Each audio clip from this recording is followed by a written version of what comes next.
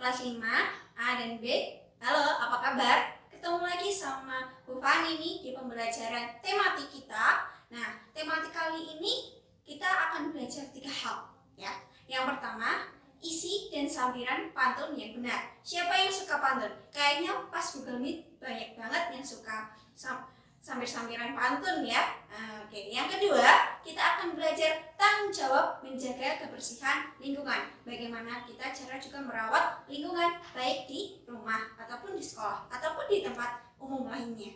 Yang ketiga, kita akan belajar tentang interaksi sosial dalam masyarakat. Bagaimana kita berhubungan baik dengan masyarakat ya.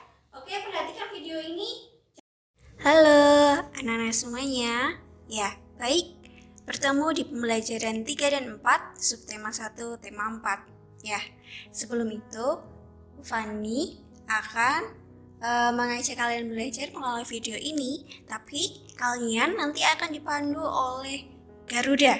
Nah, Garuda ini temannya Ibu Fani, teman-teman kalian, temannya anak-anak juga, kalian bisa berkawan bersama.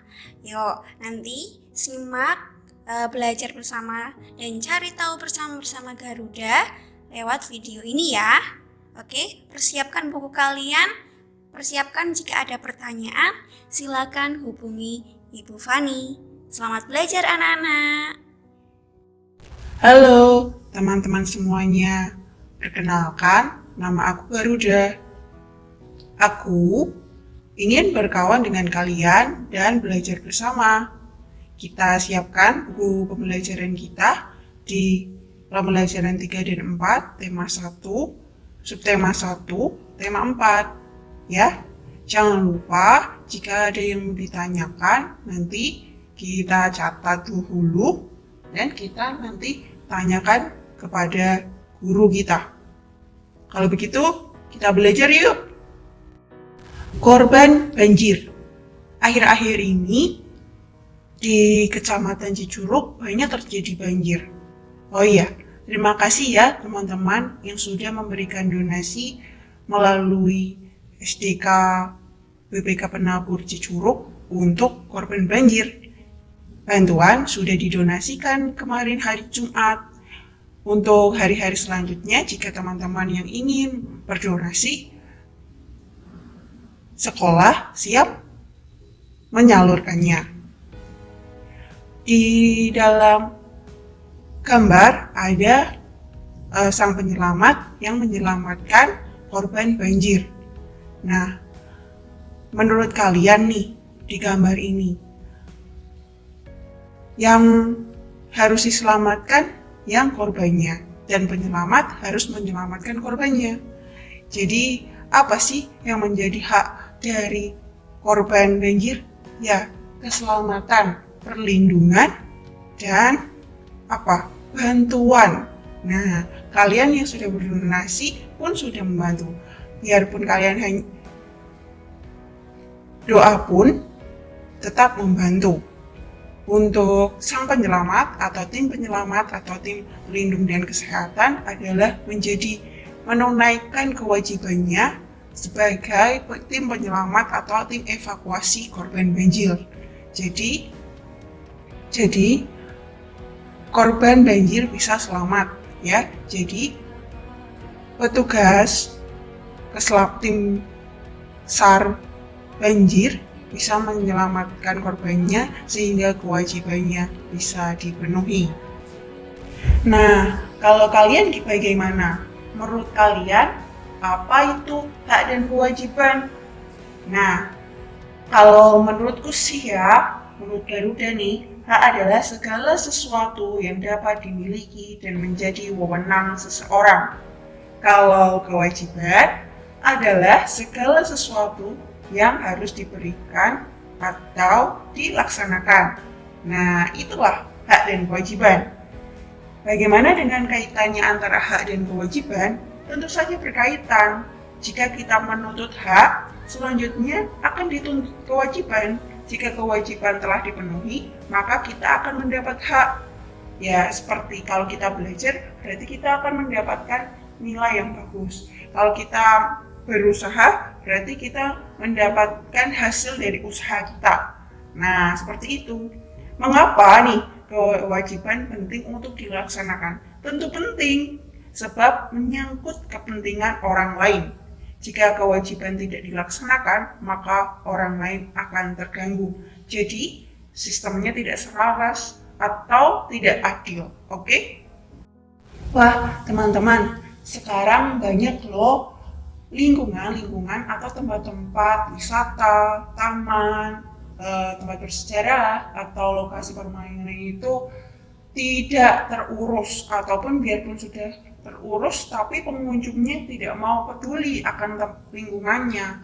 Jadi lingkungannya terbengkalai, banyak sampah-sampah berceceran, tidak dibuang tempat sampahnya, sungai-sungai yang mengambang sampah, seperti itu ya. Dan di jalan-jalan itu hanya banyak sampah yang berterbangan. Nah, oleh karena itu kita, terutama aku dan kamu, baik kalian di rumah, papa mama kalian, adik kalian, saudara-saudara kalian, teman-teman di lingkungan kalian, harus namanya tanggung jawab. Sekarang bagaimana dengan tanggung jawab menurut kalian? Nah, tanggung jawab itu dipahami untuk apa? Adalah sikap yang diperlukan dalam kehidupan sehari-hari untuk menunaikan kewajiban. Jadi kalau tadi kita punya hak dan kewajiban, di kewajiban kita harus kalau melaksanakan kewajiban itu dengan penuh tanggung jawab. Nah, orang-orang yang bertanggung jawab akan lebih dihormati loh dan disegani karena sudah menunaikan tanggung jawabnya. Nah, maka orang tersebut akan melakukan kewajibannya. Nah, karena sudah memiliki sifat tanggung jawab. Nah, menurutmu apa nih tanggung jawab sebagai warga masyarakat? Ya, yang pertama satu, mematuhi peraturan yang ada di masyarakat. Dua, apa? Saling menghormati antar masyarakat, ya.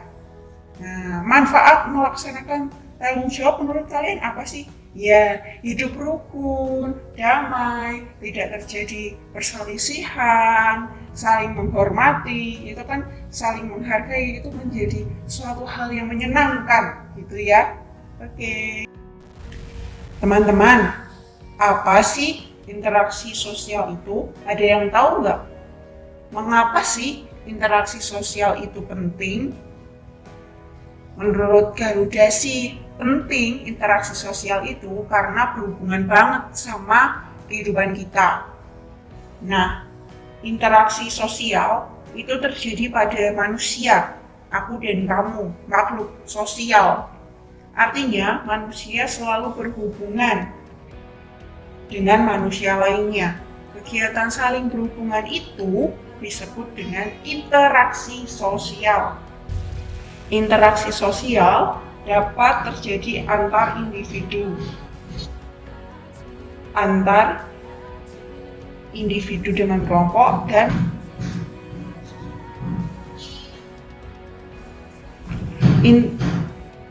interaksi antar manusia dapat memberikan manfaat, tapi juga dapat mengakibatkan kerugian. Interaksi antar manusia dapat memberikan manfaat, tapi juga dapat mengakibatkan kerugian. Sekarang kita lihat yuk macam interaksi sosial. Coba buka bukumu tematik ya, di halaman 27. Ada 3 gambar di sana.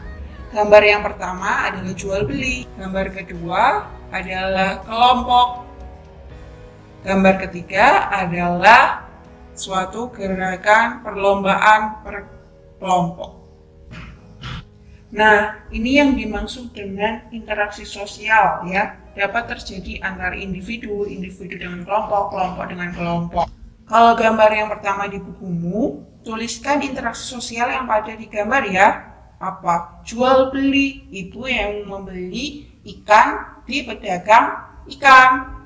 Seperti itu ya, itu interaksi individu dengan individu. Kalau gambar yang kedua menjelaskan dengan individu atau bapak guru dan satu kelompok muridnya, ya, yang sedang melakukan pengamatan tumbuhan. Itu namanya interaksi sosial yang terjadi antara individu dengan kelompok. Lalu untuk gambar yang ketiga, di buku kalian di halaman 27 adalah gerakan perlombaan kelompok dan kelompok yang lain, ya. Nah, itu interaksi sosial yang terjadi antara kelompok dan kelompok. Nah, sekarang kita akan belajar tentang hubungan interaksi sosial dalam masyarakat yang terbagi 6. Transaksi jual beli, musyawarah desa, kerja bakti, olahraga bersama, proses belajar mengajar, dan tolong menolong. Kalian bisa lihat di buku kalian di halaman 33 ya. Oke. Interaksi sosial adalah aksi timbal balik antara dua orang atau lebih di suatu tempat dan waktu tertentu. Interaksi sosial adalah hubungan antara dua orang atau lebih yang di dalam hubungan tersebut terjadi aksi timbal balik di antara mereka. Contoh yang pertama, jual beli. Komunikasi yang terjadi antara penjual dan pembeli itulah transaksi jual beli. Komunikasi yang terjadi antara penjual dan pembeli itulah disebut dengan interaksi sosial. Musyawarah desa. Sekumpulan warga yang saling berinteraksi. Interaksi sosialnya individu dengan kelompok, ketua RT, ketua RW, dan masyarakat yang mencari solusi atau kesepakatan untuk bersama. Yang ketiga, ada kerja bakti. Kerja bakti menyelesaikan masalah yang ada di lingkungan suatu masyarakat. Selanjutnya, olahraga bersama adalah aktivitas kegiatan kebugaran tubuh yang dilakukan secara bersama-sama untuk mencapai kesehatan secara bersama-sama juga. Ada proses belajar mengajar yang dilakukan guru dan murid, di mana guru bertanya atau memperhatikan muridnya yang sedang melakukan proses pembelajaran dan murid yang juga melihat gurunya atau mendengarkan gurunya saat pembelajaran. Yang terakhir adalah tolong menolong. Meringankan beban orang lain adalah salah satu interaksi sosial yang bisa kita lakukan dalam kehidupan sehari-hari kita. Dengar lagu berirama, tertawa si adik manja. Mari kawan, main bersama, jangan duduk sendiri saja. Itulah pantun ajakan yang menyangkut interaksi sosial. Ya, interaksi sosial melalui pantun bisa saja. Pantun bisa berisikan apa saja untuk mengajak atau menarik perhatian seseorang. Kalian bisa amati di halaman 29 di buku kalian.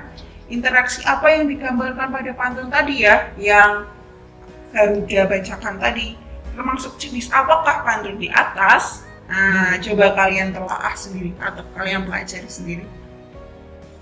Nah, ada lagi nih, pantun musyawarah. Ayo kita cermati di halaman 36 di bukumu ya. Itu dimana kita akan bertugas mana nih yang bait 1, bait 2, mana yang isi, mana yang sampiran. Nah, ada 2 bait ya. Ada orang Bali memakai ikat, kain tenun sangatlah indah.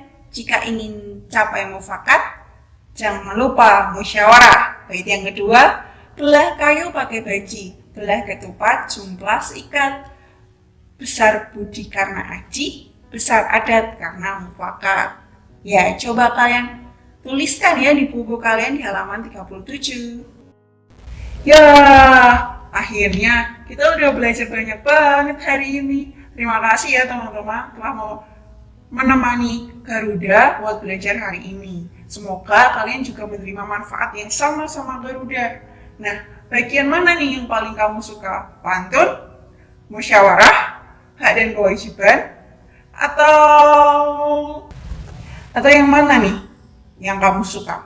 Apa kamu ada pertanyaan? Jika ada pertanyaan, kalian bisa tanyakan ke guru atau Ibu Fani. Kalau begitu, terima kasih teman-teman telah belajar bersama Garuda. Jumpa lagi di pembelajaran berikutnya. Selamat belajar, selamat berlatih. Tuhan memberkati teman-teman semuanya.